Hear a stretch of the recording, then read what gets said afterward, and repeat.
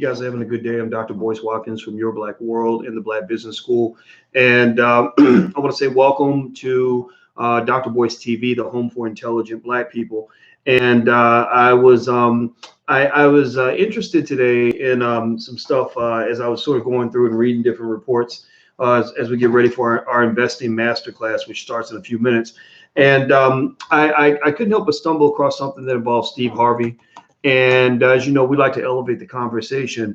It's not just about gossiping or anything like that, but there is something interesting happening in terms of Steve's career. Steve Harvey is a guy that isn't just an entertainer. He's a guy that actually is kind of the entertainer's entertainer. You know, he's almost at Oprah status in terms of the respect that he gets in the community and how many people know who he is. But he's also, not a stranger to controversy. We know that Steve has gotten a lot of hits over the years for, some people think he coons out a little bit. I don't know. I tend to be one of those people that thinks that, sometimes he goes a little bit overboard. But at the same time, I've had a mixed vibe on Steve in the sense that I respect him.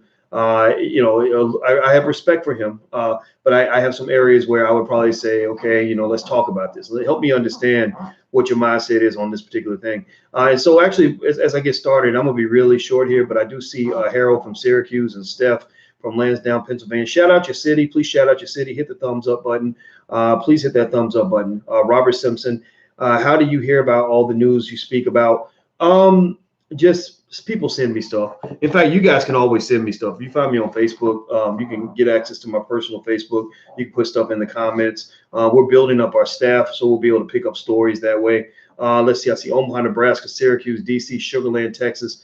Ezra says he's a sellout. John from Philly. What's going on, John? Albany, Tulsa, Harlem, Houston, Oxnard, California. Oh, Oxnard. I was just in Oxnard. That's where we ran the half marathon. It was brutal. Oh my goodness, it was brutal. But we finished. ATL, Bruh, Savannah, Jacksonville, Lenny from Indy. I love it. All right. So let's talk about this. I'll give you the details real quick. Hit the thumbs up button as I give you the details on this story.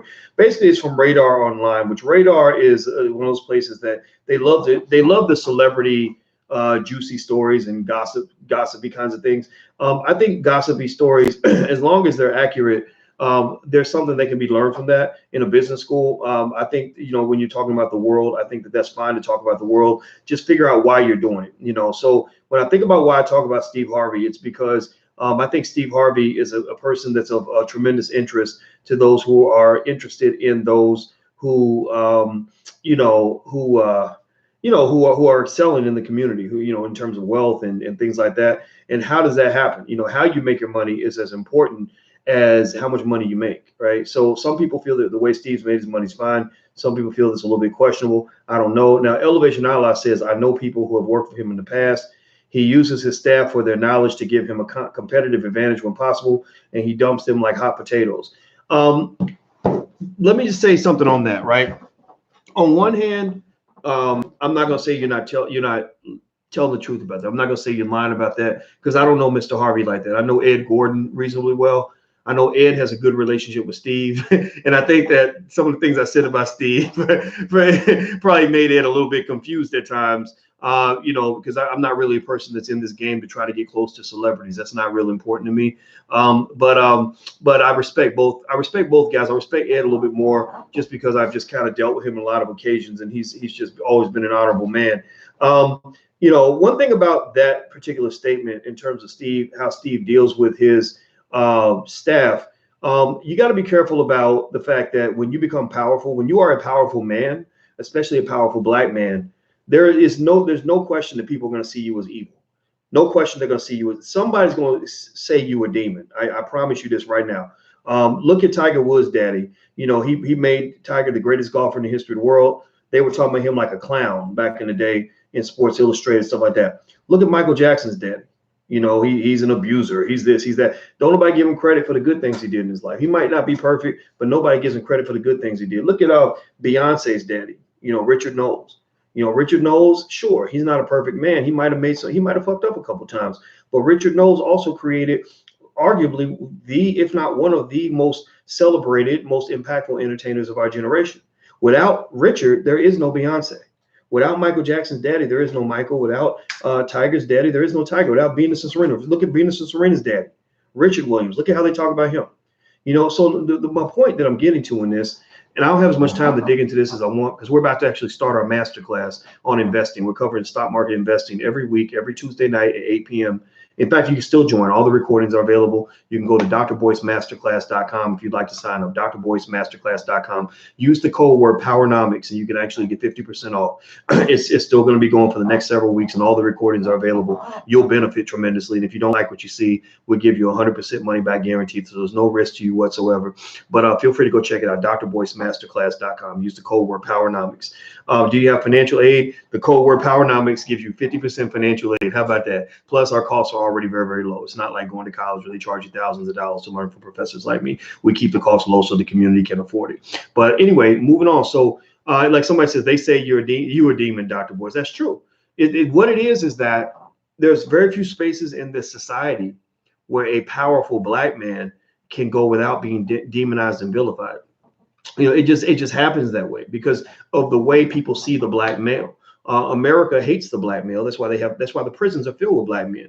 That's why black men are most likely to be shot by the cops, most likely to be incarcerated, most likely to get fired on their day off, because you have an intimidating energy about you. And when you're confident in who you are and you stand tall and strong and you're smarter than everybody else, you know, you're outsmarting the white man, you're outsmarting everybody. Well, somebody's going to vilify you, right? So I think that when I hear about a black man being a mean guy, it's not that I don't believe he could be a mean guy, but here's the thing. Everybody's mean at some point. Everybody done been mean to somebody. Yes or no? Yes or no? Give me a yes or no. How many of you have at least one person in your past where if they put that person on TV and said, tell us all the dirt about Michael, or tell us all the dirt about Larry Lewis, tell us all the dirt about Frederick Jackson, that person wouldn't throw you under the damn bus so bad that you would end up looking like, you end up looking like, R. Kelly, Michael Jackson, and Adolf Hitler all rolled up into one. Tell me there's not one person in your past who would just literally make you look like shit, right? Same thing with the ladies, anybody, right? It can happen to anybody.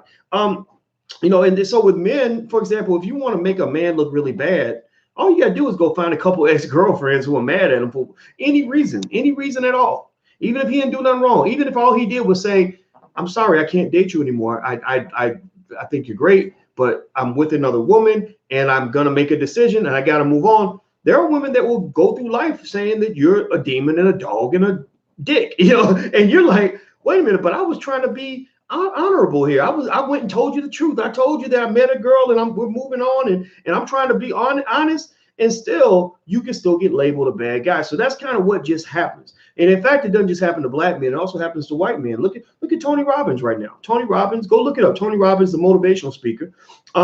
It's so fascinating to me. Here's this man. Pay attention now. Here's this man who has a company that's worth almost $1 billion. Tony Robbins, greatest, most impactful motivational speaker in this generation, maybe of all time. Who knows? Tony Robbins, they had to go back 30 years and find like 4 women in 30 years who said he did something inappropriate. Like, he touched my thigh in 1990. I swear to God, like, these are the stories. I'm like, so he touched your thigh in 1990? Like, how old was he in 1990? Let me do the, and it doesn't mean that it's okay. I'm not saying that. I'm just saying that you can demonize any person you want if you simply find the people that hate that motherfucker. If you find the people that hate them and let them all like tell their little story, then you'll be like, well, if this person wasn't a bad person, then why would all 4 people, 100% of all the people in this interview hate them? It's because you selected those 4 people. That person met 3,000 people. You picked 4. They know 4,000 people. I'm trying not to cuss today, but I really want to say they know 3,000 motherfuckers and you pick 4 and you up here trying to convince us that they're a demon. So I'm not saying Steve's not cool though. Here's the thing though, this report on Steve is not inconsistent with what I've heard in the past about him being a little bit grumpy, a little bit mean to the staff. So I'm not here to defend Steve Harvey. I'm just here to say that there's probably more to the story. I'd love to hear Steve's story. Like, in fact, maybe one day, maybe now that Steve got some free time, maybe he'll come on this podcast and tell his story, because I would love to hear Steve talk about his perspective from his perspective, because the thing about business, this is the lesson you can walk away with. If you are trying to build something and you're trying to, be a boss and really build something, There's going to be days when you're going to have to pull out the inner asshole in you. You're just going to have that. If you don't pull out the inner asshole, if you don't be an asshole, they going to treat you like an asshole and fuck you all day long. Seriously. I didn't mean to get too graphic, but you know what I'm talking about. I just got to keep it 100 with you. When you start getting power and you have access and you have money, people will come at you in directions that will blow your mind. If you're a man, suddenly every woman, not everyone, but a lot of women are going to suddenly think that you are the most handsome man in the world. Your jokes are really funny. They really just love being around you. They think you're so brilliant. And all these people trying to slither into your life, men try to compete with you. Like, oh, he ain't shit. Who the fuck he think he is? I'm like, man, I just came in and said good morning. But when they see how people react to you, just your mere presence can cause a reaction from other people. If you're a man, especially, just like women go through this too. Women go through this. If you, any ladies, have you ever had that situation where you're like, you're the young pretty girl in the room, and all the women, a lot of the women hate you because their husbands are looking at you, and it ain't even your fault. You're just saying hello to everybody. Well, what it is that your power is like the sun. The sun has a big gravitational pull. When people see everybody reacting to the sun like a planet revolving around the sun, then the other planets get jealous. The other tiny stars get jealous, right? So because your light is shining greater than their light. So what I've learned is that you got to let your light shine regardless, but just know the haters will always be coming, but you can't fight off the haters. Like the sun can't fight off everything in the solar system. All the sun needs to do is just keep on shining. So just let your shine go on, because you will have people that will dislike you for that. You know, I'll tell a story, then I got to go to my masterclass. We're starting right now. I've had times where, like, when I would go somewhere and there'd be a reaction. All the people, it's almost like the Red Sea would part. People surround me, people want autographs, things like that.